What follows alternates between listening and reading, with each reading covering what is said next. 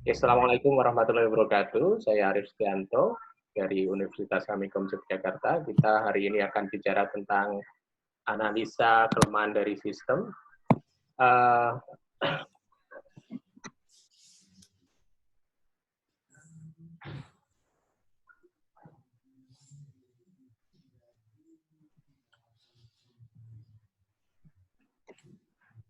jadi tahap analisis merupakan tahap terpenting ya di dalam proses pengembangan sistem informasi.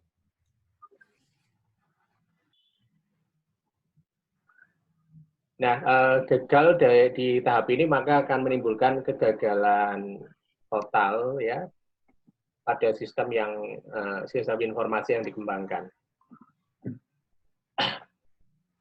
Kalaupun itu nanti berhasil ketika proses analisis sistem itu kurang baik, maka mungkin kita akan mendapatkan sistem yang tidak berguna bagi bagi yang dikembangkan ya, bagi organisasi atau bagi manajemen. Yang mau tanya silahkan lewat chat ya, sambil saya nerangin bisa Anda tanya lewat chat kalau Anda bingung.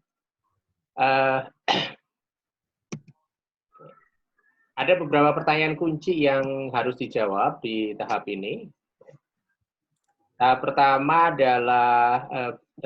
pertama adalah apakah sistem informasi perlu dikembangkan. Jadi ini harus jawab dulu untuk meyakinkan bahwa memang kita bisa masuk ke langkah berikutnya.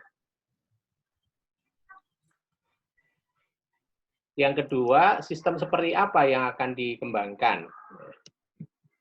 Yang ketiga, apa alasan pengembangan sistem tersebut?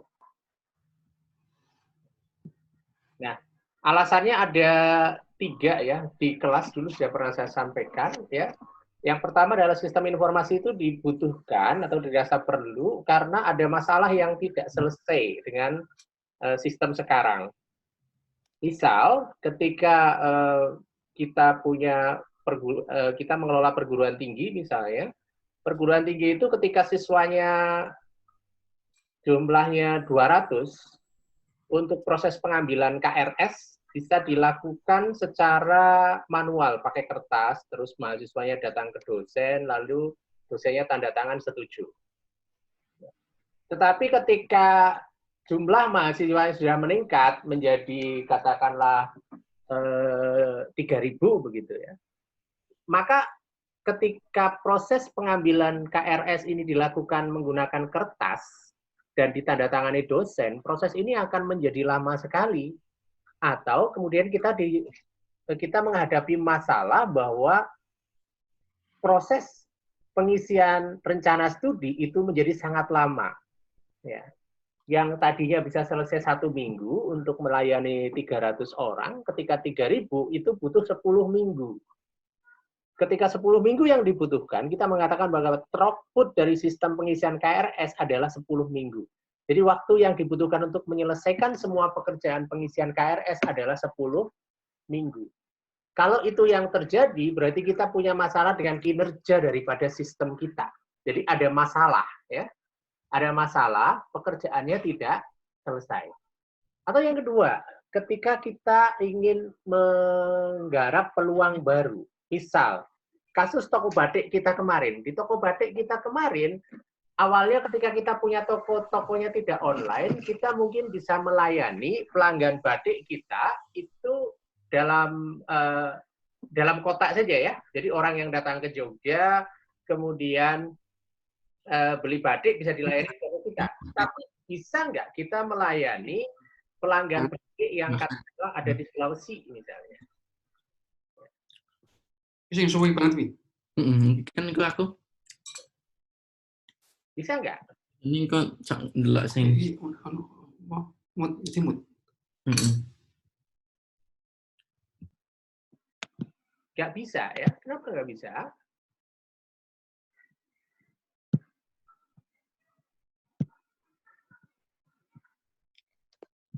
Berarti yang mau beli harus datang dulu ke Jogja. Ya, karena yang mau beli harus datang dulu ke Jogja. Maka di situ kita melihat peluang. Ada peluang toko batik kita untuk melayani yang ada di Sulawesi, yang ada di Kalimantan, yang ada di Sumatera, yang mungkin ada di Jakarta, dari toko kita yang ada di Jogja. Bagaimana caranya? Oh, kita membuat sistem informasi penjualan yang online. Kita membuat yang web-based, sistem informasi penjualan yang web-based. Ya, jadi itu kategori alasan yang kedua, yaitu untuk memperoleh peluang baru di dalam sebuah bisnis. Ya, jadi masalahnya belum datang sebetulnya ya, belum ada masalah ya. Tapi kita melihat ada peluang baru. Toko batik kita bisa jadi lebih gede nih, omsetnya bisa meningkat nih kalau kita memiliki gerai online. Ya. Yang ketiga adalah perintah atau instruksi. Ya. Misalnya di dalam sistem pengelolaan perguruan tinggi, kemudian Dikti ya dalam hal ini Kementerian Pendidikan dan Kebudayaan, Dirjen Dikti mengatakan bahwa setiap perguruan tinggi harus melaporkan nilai yang diperoleh oleh mahasiswa itu setiap semester secara online. Oke. Itu perintah dari kementerian yang kemudian disebut sebagai perguruan tinggi harus mengisi namanya Forlap. Nah, perintah ini harus dipatuhi oleh seluruh perguruan tinggi. Sehingga perguruan tinggi itu yang belum punya sistem informasi terpaksa membuat database nilai dan diisi database nilainya untuk setiap semester dilaporkan kepada Dikti. Oke. Ini adalah kategori yang ketiga atau yang disebut sebagai perintah atau instruksi. Perintah itu bisa karena undang-undang, bisa karena perintah dari atasan, bisa karena misalnya kalau Amikom mau bekerja sama dengan Bank Muamalat misalnya untuk membuat Anda bisa membayar dari bank langsung menggunakan virtual account, maka ada perintah dari Bank Muamalat bahwa setiap mahasiswa jumlah kewajibannya itu harus tercatat di dalam database, yang database itu bisa di-share kepada Bank Muamalat atau Bank Mandiri atau Bank BPD yang bekerja sama dengan Amikom. Ini juga jenis perintah atau instruksi dari sistem lain yang akan bekerja sama dengan sistem informasi akademik di Amikom. Ya, sehingga di situ muncullah sistem pembayaran, sistem informasi pembayaran yang itu menginformasikan kepada Anda berapa Anda harus bayar, yang itu menginformasikan kepada bank berapa bank itu harus nagih kalau virtual account tertentu ditulis, gitu ya. Nah, itu adalah jenis yang ketiga, alasan yang ketiga yaitu pengembangan sistem informasi yang disebabkan oleh instruksi. Ya, alasannya karena instruksi. Oke? Nah, ini nanti harus diidentifikasi ya. Alasan-alasan ini harus diidentifikasi. Nah, di dalam dunia perangkat lunak itu software ada dua macam, ada yang generik, ada yang customized. Kemarin saya memberi contoh Anda misalnya ketika kita ingin membangun e-commerce, kita pakai WordPress. Ada di situ satu plugin namanya plugin shopping chart. Dua-duanya tinggal beli, ya kita tinggal beli, dan yang pakai shopping chart-nya WordPress atau ada yang lain ya. Banyak beberapa produk shopping chart itu tinggal beli, taruh di server kita, e-commerce kita udah jalan. Ya. Itu adalah jenis produk yang generik. Atau kalau Anda punya toko, Anda butuh untuk membuat sistem kasir, hanya mencatat penjualan, maka kita cukup membeli mesin kasir. Sekarang ada mesin kasir produk tertentu, saya nggak mau sebut merek, yang itu bisa jalan di handphone, bisa jalan di iPad, ya. Harganya murah. Kalau nggak salah investasinya 400.000 sudah cukup, bisa menjalankan itu. Bahkan dengan itu nanti ada pilihan, itu struknya mau dikirim via email atau mau dicetak. Jadi itu adalah generic product, ya, tinggal beli langsung pakai. Generic product biasanya bisa dicari untuk kepentingan-kepentingan atau keperluan-keperluan yang umum ya. Kasir itu umum ya, lalu misalnya Tadi ya membuat e-commerce sederhana, ada shopping chart-nya. Shopping chart itu sesuatu yang umum ya, sehingga orang bisa membuat itu ya secara generik. Ya. Harganya murah, bisa langsung dipakai, tetapi tidak bisa diganti-ganti. Ya kita harus nerima seperti itu bentuknya. Nah, itu produk generik. Ya. Kedua adalah produk yang dibuat khusus untuk keperluan tertentu. Ya, sistem informasi pembayaran di Amikom itu bukan generik. Karena aturannya khusus, hanya berlaku di Amikom saja. Yang bayar itu bisa dicicil, dapat di Amikom 2 kali atau 3 kali, ya itu hanya di Amikom. Mungkin ada di tempat lain, dicicilnya bukan 3 kali, tapi 12 kali. Prosentasenya pun berbeda-beda. Lalu bentuk virtual account-nya juga berbeda-beda. Bank yang dipakai kerjasama juga berbeda-beda. Jadi ini adalah khusus. Jadi ini nggak bisa kita beli di pasaran software sistem pembayaran mahasiswa, gitu ya, sistem pembayaran kewajiban mahasiswa. Itu tidak ada produk yang generik yang bisa dipakai. Maka kita harus membuat secara custom, secara pesanan. Ya. Nah, produk pesanan ini biasanya lebih mahal. Lebih mahal. Kenapa? Karena dibuat khusus. Kalau Anda beli baju seperti yang saya pakai, baju seperti ini baju yang di mana-mana ya bentuknya sudah seperti ini. Pilihannya XL, L, atau S gitu ya. Kalau badannya kegedean gimana ya nggak muat gitu. Karena badanmu yang nggak generik gitu. Kalau ada teman saya, gemuknya minta ampun, 150 kg, dia nggak pernah bisa beli baju yang generik seperti yang kita pakai. Kenapa? Karena nggak ada yang cukup. Sehingga yang seperti itu harus pesan khusus. Pesan itu biasanya harganya lebih mahal. Karena jahit dan polanya itu ya cuma untuk dia saja. Ya. Jadi, custom product atau produk pesanan ini adalah software yang dibuat khusus untuk satu buah bisnis proses, bisnis model tertentu saja. Di sini seorang analis mesti ketika misalnya ada masalah toko misalnya mau butuh mesin kasir, mesti kita lihat dulu apakah bisa kita terapkan yang generik atau harus kita buatkan yang khusus. Nah, pengembangan sistem informasi untuk produk pesanan itu memerlukan analisis yang tepat, memetakan terlebih dahulu masalah, kelemahan dan peluang dari sistem yang lama. Nah, lalu apa pertanyaan kuncinya ya? Jadi apa masalah yang harus diselesaikan? Apa penyebab masalah tersebut? Siapa pemakai akhir sistem tersebut? Ya, oke.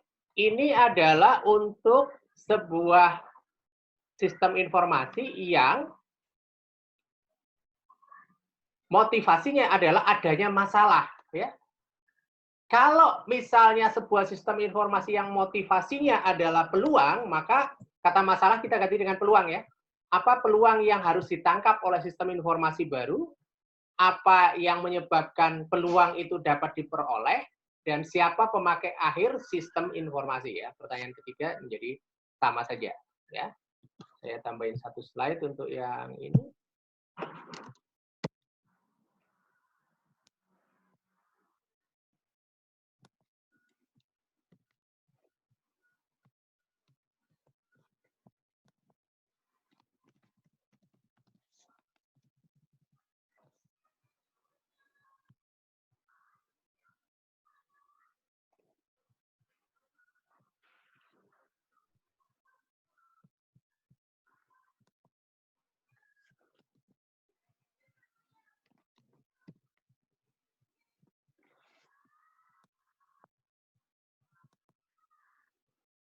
Kenapa yang jadi besar sekali fontnya?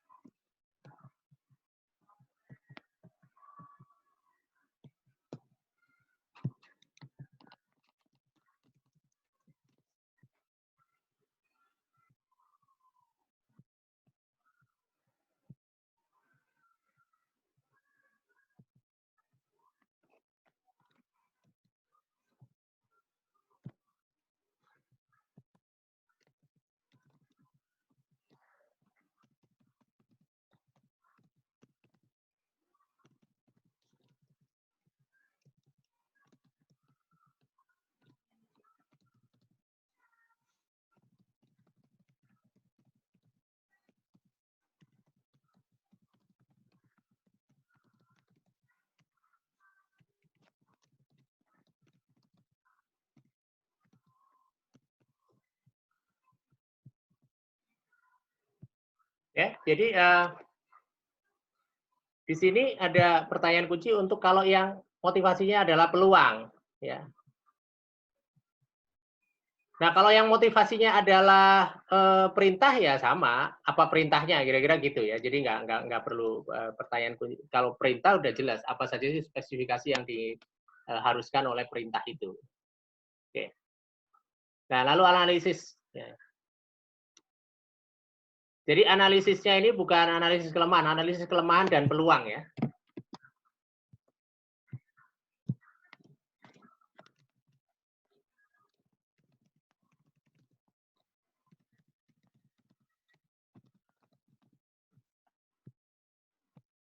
Nah, aspeknya apa saja yang akan ditinjau ya? Aspek performance, aspek information, aspek ekonomi, kontrol, efisiensi dan service. Performance itu masalah kinerja kayak tadi ya. Kalau misalnya KRS tidak online itu membutuhkan waktu 10 minggu, berarti throughput-nya itu 10 minggu. Throughput itu adalah kinerja secara waktu yang dibutuhkan secara keseluruhan untuk jadi jumlah pekerjaan yang bisa dilakukan dan diselesaikan dalam jangka waktu tertentu. Jadi kalau yang KRS 3000 berarti waktu yang dibutuhkan adalah 10 minggu. Jadi 10 minggu untuk 3.000 proses KRS, 3.000 pekerjaan KRS. Atau seminggu untuk 300 itu namanya throughput. Ini mau ditingkatkan tidak? Bagaimana dengan respon time? Respon time itu adalah waktu tunggu untuk mendapatkan respon. Ya. Misalnya kalau Anda berada di antrian, sejak Anda mengantri, sampai Anda mendapatkan kesempatan untuk ditanya sama kasirnya, beli apa aja Mbak, gitu ya, atau mulai dilayani itu berapa lama? Apakah 10 menit atau 30 menit? Ya. Ya.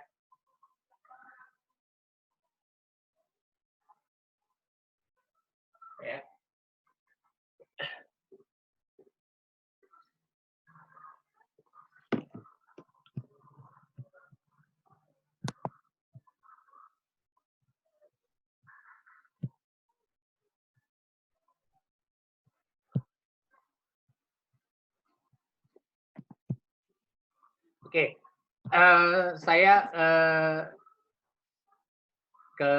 stop dulu sebentar ya. Anda bisa lihat-lihat presentasi ini ya. Ingin menurunkan waktu tunggu. Ya. Jadi performance itu bicara tentang dua hal. Ya, jumlah pekerjaan yang diselesaikan dalam kurun waktu tertentu dan waktu tunggu yang dialami oleh pengguna sistem.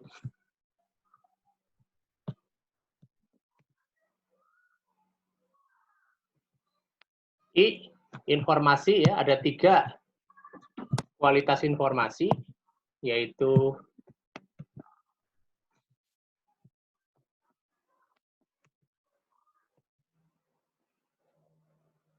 jumlah informasi terlalu banyak apa enggak, kurang atau tidak, ya, akurat atau tidak, relevan atau tidak, ya, tepat waktu atau tidak. Jadi ada akurat, relevansi, dan tepat waktu. Ya.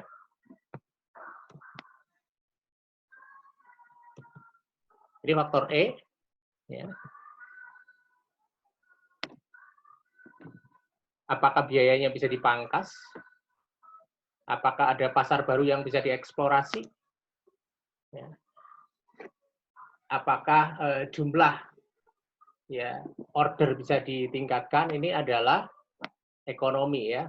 Jadi kalau misalnya tadi soal toko batik, misal pertanyaan-pertanyaan ini mesti akan muncul ya. Apakah ordernya bisa ditambah nih? Ya. Bisa nggak ada pasar baru yang dieksplorasi? Berarti ada peluang. Ya. Kontrol, ya. Kontrol itu bicara tentang keamanan. Ya. keamanan data, privacy data, ya, seberapa besar kontrol atau pengendalian, ya, pemilik sistem terhadap sistemnya. Ada kemungkinan nggak, misalnya ketika kita bicara kasir, ada kemungkinan nggak kasirnya itu tidak memasukkan transaksi sehingga nanti ada selisih antara uang yang yang diterima oleh kasir dan uang yang ada di catatan. Kalau kita bicara sistem presensi mahasiswa, misalnya, ada kemungkinan nggak mahasiswa itu sebetulnya tidak datang tapi pura-pura datang? Ada kemungkinan nggak? Itu bicara tentang kontrol. Ya.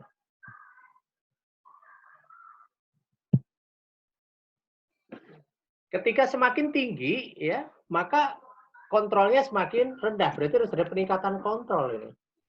Seperti ketika kita kuliah online ini, ya, sistem presensinya nanti pakai Pakai Google Form.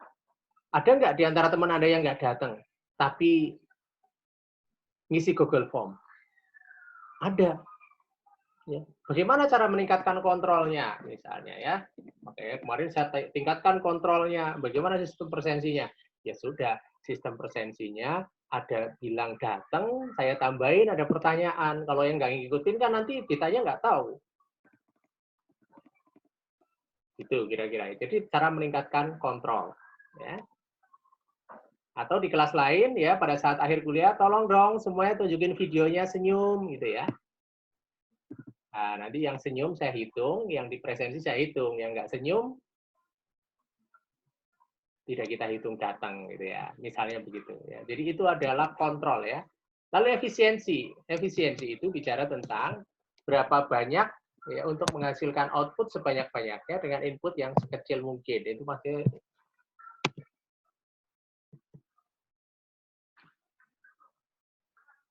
Ada nggak di situ ada input data yang double-double? Ada nggak pemrosesan data yang double-double beberapa kali? Ada nggak informasi yang disajikan tetapi informasinya itu sebetulnya cuma informasi yang sudah disediakan di dalam informasi lain, ya? Kalau kita masih menemukan itu, berarti ada masalah di efisiensi sistem. Contoh, ketika Anda datang ke bank, Anda ditanya, disuruh ngisi form, ya, namanya siapa dan sebagainya gitu kan. Habis itu Anda suruh fotokopi KTP, cetet. Suruh nunjukin KTP asli. Jadi ada 3 informasi nama Anda yang akan dibaca oleh mbak-mbak yang melayani Anda pada saat registrasi. Ini ada masalah nih, karena ada apa? Ada aktivitas sumber daya manusia yang terbuang, yaitu membaca namamu. Kok toh namamu juga nggak berubah, toh? Kenapa nggak fotokopi KTP saja, setelah itu dia membaca dari fotokopi KTP. Kenapa harus membaca dari formulir yang Anda isi, toh di dalam formulir itu fotokopi KTP-mu ditemplate. Ya, itu contoh redundansi pemrosesan, ya, untuk informasi yang sama. Ya. Di banyak sistem itu terjadi, ya, di banyak sistem itu terjadi. Seperti ketika ada daftar Amikom, ya, sudah ditanya, sudah disuruh ngupload sesuatu, ada masih disuruh ngisi formulir. Juk tadi ngupload buat apa, gitu kan? Toh sebetulnya kalau si petugas itu membaca dari fotokopian atau uploadan KTP Anda, itu namanya akan lebih pasti nggak salah, toh. Kenapa harus diinput 2 kali? Nah, itu contoh redundansi pemrosesan data.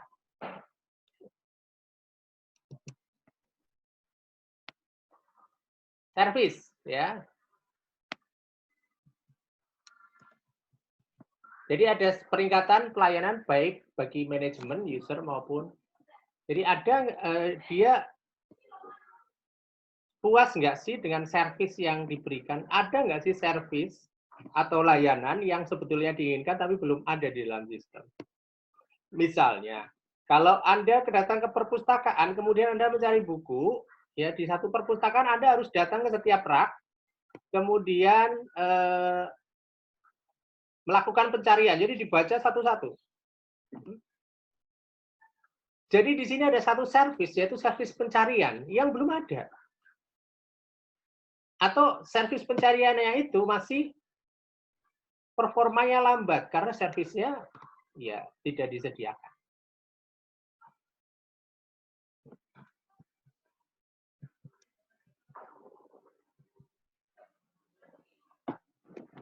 Ini adalah contoh kasus lagi ya. Kalau kemarin kita kasusnya toko batik, sekarang kita kasusnya perpustakaan ya.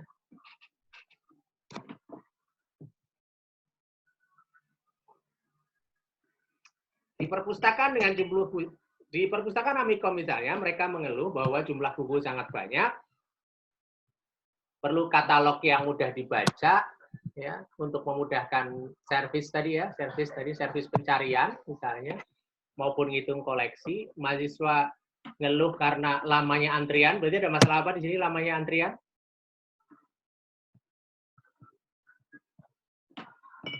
Masalah kinerja, ya. Di akhir semester laporan buku tahunan banyak yang hilang. Ini masalah apa? Ayo, masalah apa? Bukunya hilang.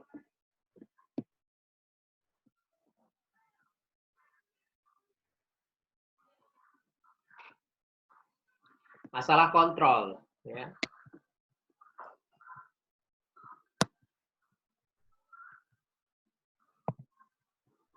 Oke. Nah, lalu kita lakukan analisa.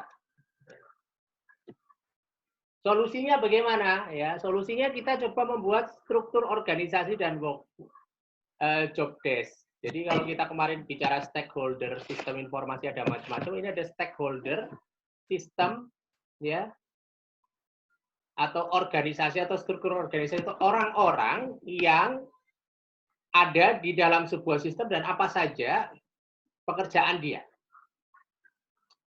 Lalu membuat workflow, lalu lakukan analisis performance, information, economic, control, efisiensi, dan service untuk masing-masing bagian di dalam organisasi itu. Ya, mari kita lakukan. Satu, buat struktur organisasi. Dua, buat workflow. Tiga, lakukan analisis kelemahan dan peluang menggunakan bisnis. Ya, ini struktur organisasinya. Struktur organisasi ini, kalau organisasinya baik, ya, maka di dalam setiap struktur, setiap bagian organisasi akan ada deskripsi pekerjaannya atau job description-nya.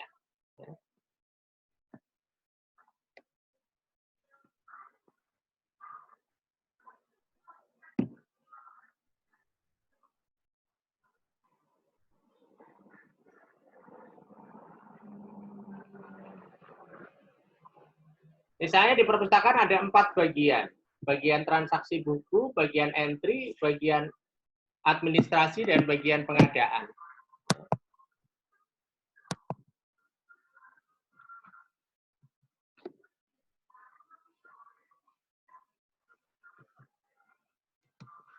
Lalu apa job desk-nya? Transaksi buku bertanggung jawab terhadap aktivitas peminjaman dan pengembalian. Entry buku tugasnya ini, bagian administrasi ini, bagian pengadaan tugasnya ini.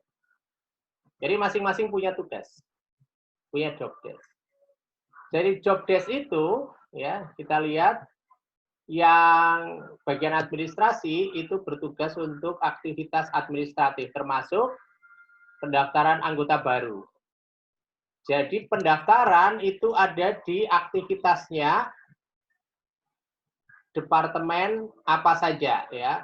Misal pendaftaran prosesnya apa? Nah, ini adalah stakeholder, ya. Stakeholdernya pengunjung non anggota, pengunjung anggota, bagian administrasi, bagian transaksi buku, bagian entry buku, sama ada satu lagi yaitu bagian pengadaan, ya.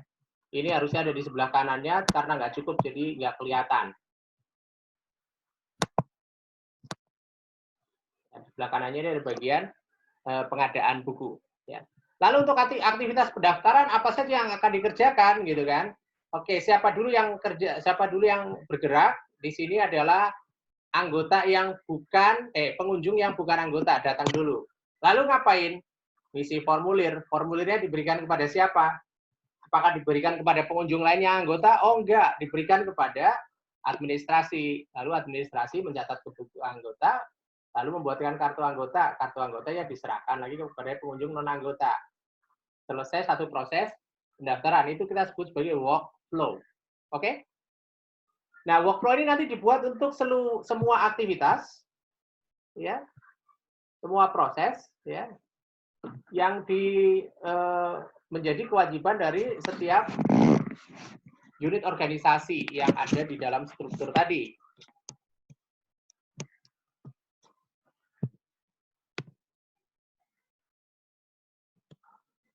Terus ya semuanya dibuat, workflow, alur kerjanya, semuanya dibuat. Ini untuk seluruh kegiatan yang ada di dalam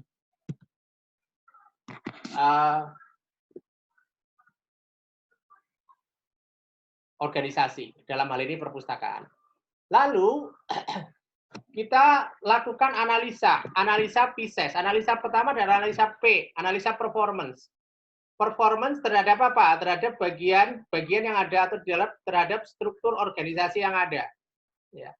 Jadi tadi ada bagian administrasi. Tugasnya apa? Tugasnya mengerjakan aktivitas berkaitan dengan pendaftaran, pencatatan, aktivitas administrasi lainnya. Oke. Lalu dari setiap aktivitas atau setiap job yang dikerjakan oleh bagian administrasi, kita cek performanya. Pendaftaran misalnya ya. Pendaftaran waktu yang dibutuhkan itu untuk setiap calon anggota baru itu adalah 5 sampai 10 menit ya. Ini adalah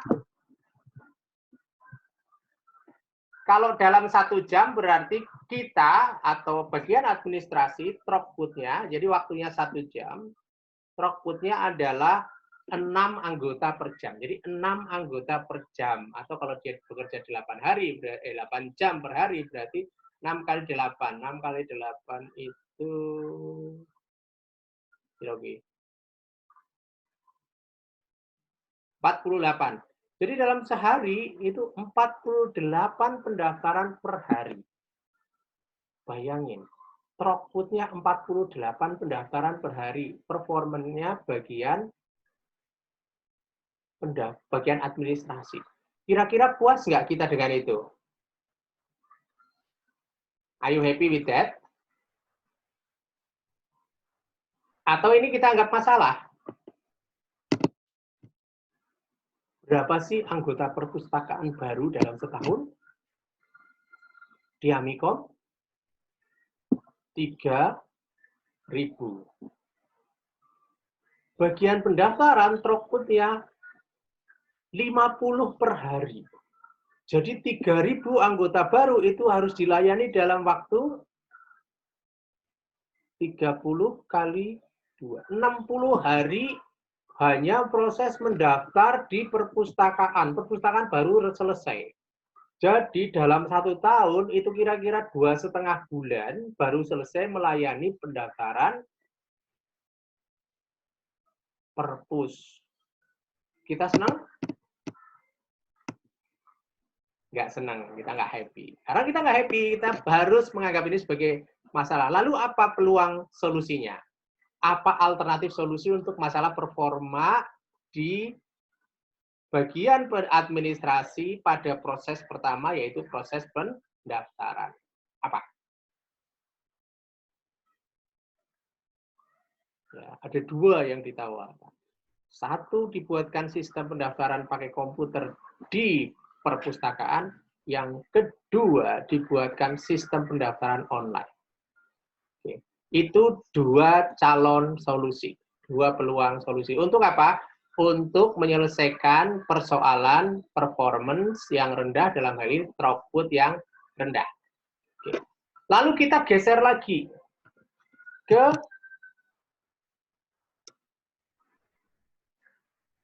bagian lain. Performanya dilihat semua ya. Ya, semua bagian, semua proses dilihat performanya, lalu kita geser ke aspek yang kedua dari PISES, yaitu information. Information itu juga sama. Nanti kita mulai dari bagian yang pertama, yaitu bagian tadi apa? Bagian administrasi. Ada nggak persoalan di information? kita lihat ya, oh di sini informasi, ketemulah salah satu contoh misalnya bagian transaksi buku ya, mengerjakan aktivitas transaksi buku, peminjaman dan pengembalian. Selama ini tidak pakai komputer, misalnya, nggak pakai komputer, sehingga yang mengembalikan ya informasi jumlah buku yang masih ada di perpustakaan itu nggak ada. Pokoknya kalau masih ada di rak berarti masih ada, Mas. Kalau nggak ada di rak ya berarti udah dipinjem, kira-kira gitu ya. Berarti karena di sini berarti di sini ada masalah ya. Masalahnya apa? Informasi buku yang tersedia di dalam perpustakaan itu tidak ada. Informasi buku yang masih bisa dipinjam itu tidak tersedia. Itu soal ketidaktersediaan informasi. Ya, lalu solusinya apa? Dibuatkan sistem katalog buku menggunakan Excel misalnya.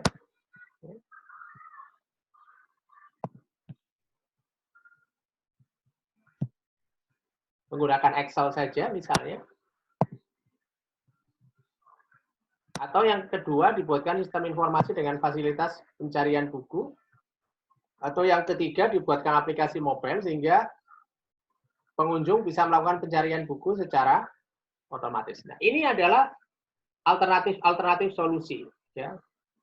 Terus, bagaimana dengan ini udah informasi ya, lalu nanti untuk bagian lain sama dicek informasinya, ya ada masalah enggak, terus nanti ke ekonomi dan seterusnya ya, ekonomi, kontrol, efisiensi sama S. Jadi ini dilakukan menyeluruh terhadap seluruh bagian di dalam organisasi. Kalau kita menyeluruh di setiap bagian di dalam setiap bagian organisasi, maka kita akan turunkan lagi ke job desk dan turunkan lagi ke setiap job, setiap pekerjaan.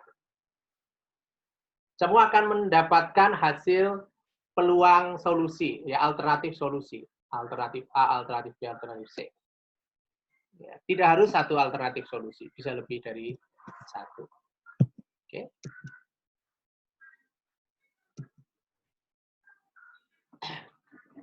Nah, segala sesuatu yang kita tawarkan di dalam setiap analisis baik terhadap performance, terhadap information maupun sampai service tadi, itu di situ ada alternatif solusi ya. Di alternatif solusi itu nanti muncullah apa yang disebut sebagai kebutuhan fungsional dan non fungsional. Kebutuhan fungsional adalah pekerjaan baru yang bisa dimunculkan. Contoh ya, contoh.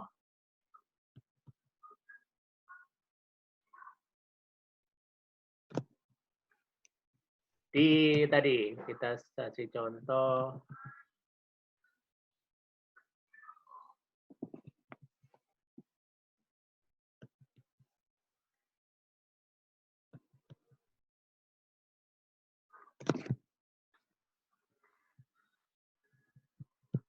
Contohnya di situ misalnya dibuat sistem informasi dengan fasilitas pencarian buku. Oke? Jadi ada fasilitas pencarian buku. Pencarian itu kata kerja atau kata benda? Kata kerja.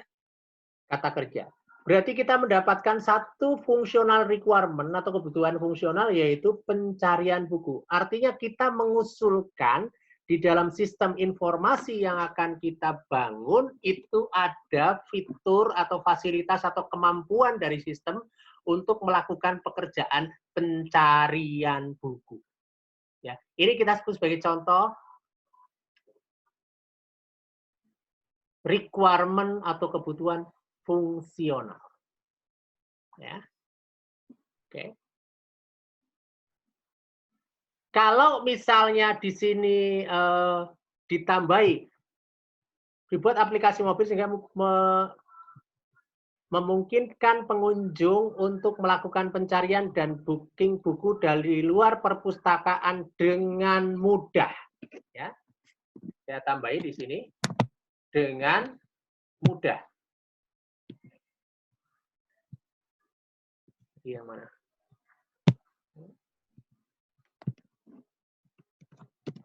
Dengan cepat. Oke. Kasih blok warna merah. Maka ini akan menjadi fungsional dan non fungsional sekaligus, ya. Di sini ada aplikasi mobile, ya, untuk melakukan pencarian. Melakukan pencarian itu fungsional, ya. Dan booking buku berarti fungsional, ya. Dengan cepat, ini kita sebut sebagai non fungsional. Ya, non fungsional itu akan memberikan sifat kepada proses booking buku, proses pencarian, yaitu harus cepat. Oke. Ini kita sebut sebagai fungsional dan non fungsional requirement, ya. Jadi dari daftar penyelesaian yang kita usulkan terhadap masing-masing masalah atau masing-masing peluang yang kita temukan, itu akan menghasilkan deskripsi kebutuhan fungsional dan kebutuhan non fungsional yang harus dipenuhi oleh sistem baru. Oke. Ya, jadi berangkat dari melihat apa yang terjadi di dalam sistem yang lama, menemukan peluang atau solusi, ya, baik untuk menyelesaikan masalah maupun untuk mengambil peluang baru, kita akan mendapatkan deskripsi tentang apa saja kemampuan yang harus dimiliki oleh sistem baru, sistem informasi yang baru, sistem informasi yang akan kita usulkan, dan apa saja sifat yang harus dimiliki oleh sistem informasi yang akan kita usulkan. Sehingga kita mendapatkan dua hal, yaitu kebutuhan fungsional dan kebutuhan non-fungsional, atau requirement fungsional dan requirement non-fungsional untuk sistem yang akan diusulkan. Oke. Any question? Ya.